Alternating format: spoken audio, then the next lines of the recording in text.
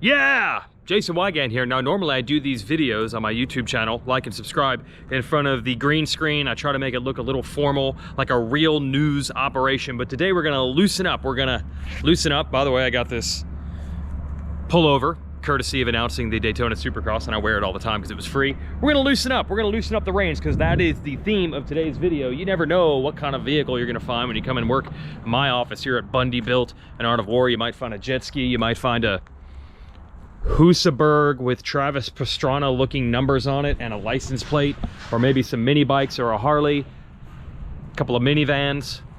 You got to loosen up. You got to try all the vehicles.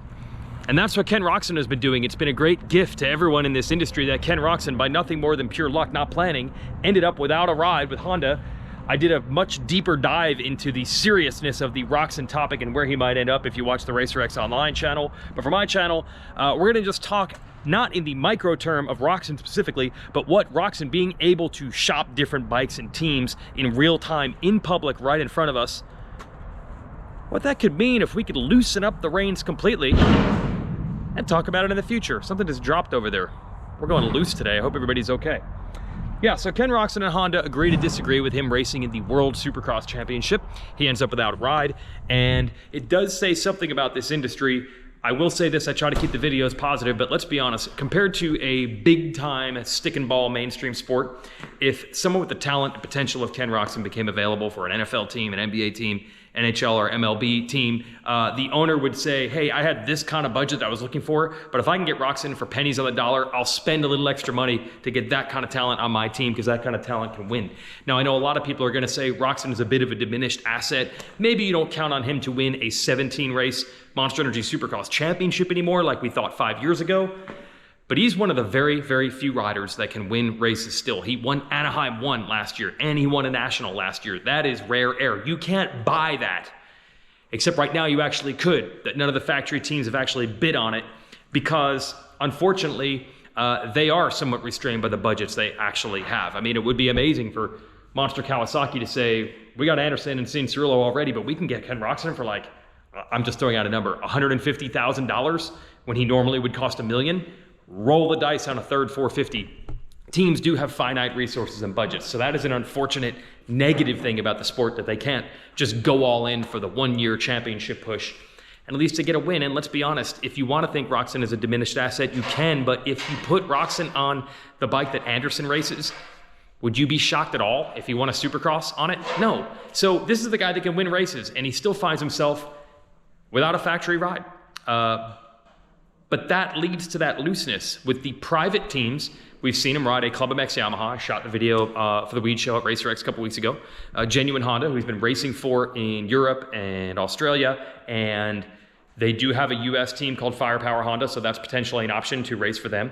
And then Twisted Tea, Progressive HEP Suzuki. These are private teams, and they have to be saying to themselves, look, we don't measure ourselves by winning the championship or bust. If we could get a guy like Ken Roczen and even have the potential to win a Supercross race, you tell anyone with Twisted Tea Suzuki or Firepower Honda or Club MX, tell them in July that they are 6 months away from potentially winning a 450 Supercross race, they're gonna sign it up every time. So they are trying everything they can to get the guy. Unfortunately, trying everything they can maybe isn't quite as good as what Kawasaki or Honda or Yamaha can offer. I'm walking through my buddy's suspension shop. You got the banner hung, or are you still working on it?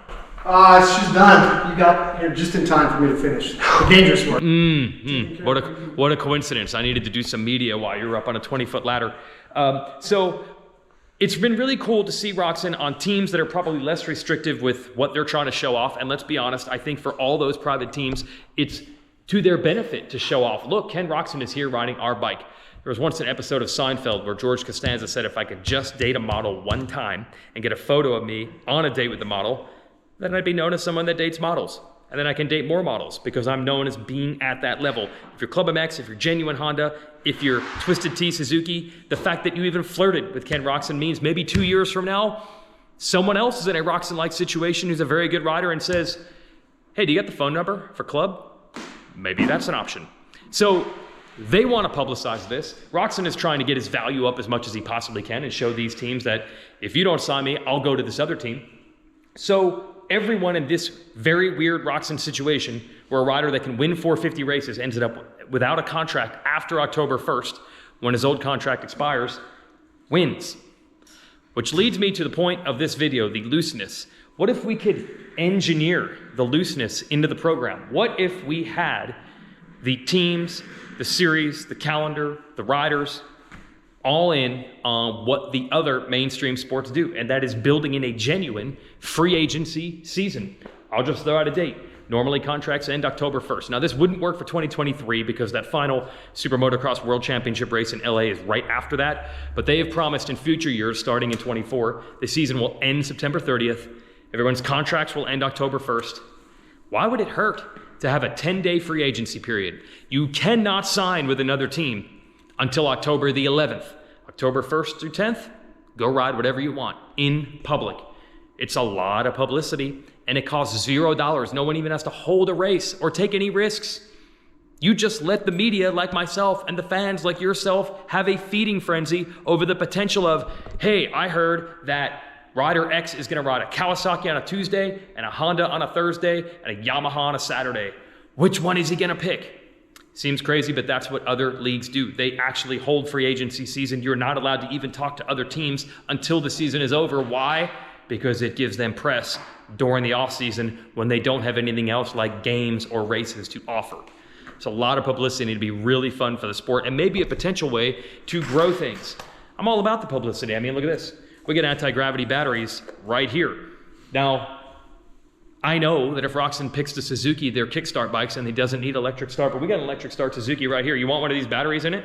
I can use one. You actually could use one? Yes. Because it's lighter and has more power, or just because your battery's dead? No, because anti-gravity is awesome. Thank you. See, this is the way we operate here at Art of War, which is awesome.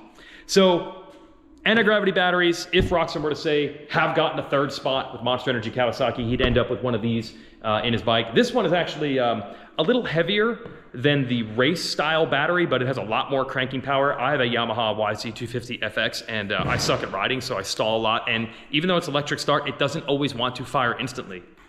Unless you have one of these batteries in your bike, which has more power. Same weight, more power, or same power, less weight. Go to antigravitybatteries.com and it'll work for anything, including Suzuki, if you happen to have one of these RMXs that has electric start. Roczen can kickstart a bike just fine. He did it. He dominated on Suzuki's back in 2016.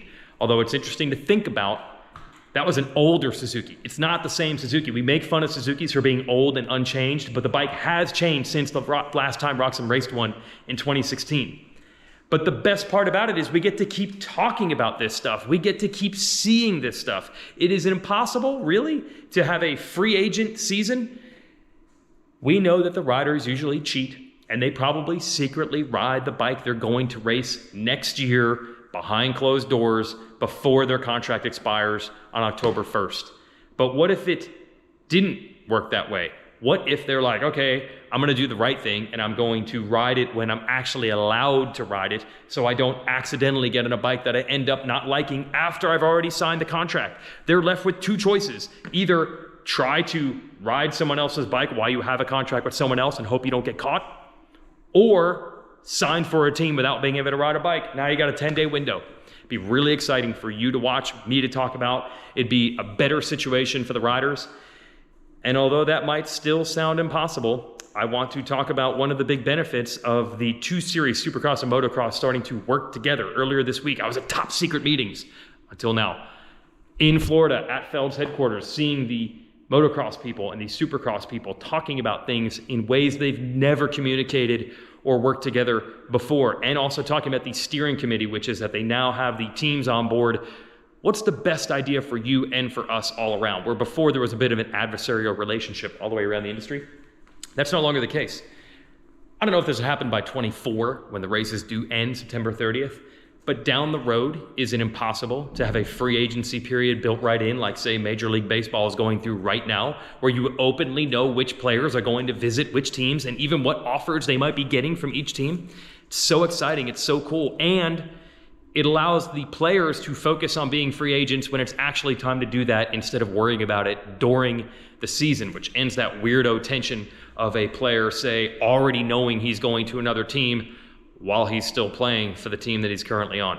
It erases a lot of problems. It's pretty exciting. It only costs 10 days of prep if you're not supposed to get in your new bike by October 1st anyway. What's not to love? Free agencies, period. This was an accident that Ken Roczen was able to do it, but it's turned out to be a pretty happy accident. He likes it, you like it, these teams that are courting him like it. I wish factories were able to find Ken Roczen money and the couch cushions and just bring him on board. Hasn't happened, but it's been a gift to us. Just think about keeping a little loose, keeping a little less formal. Ken Roczen, the free agent. We've enjoyed it. Maybe he's laid down some groundwork for the future free agency season. We should have it.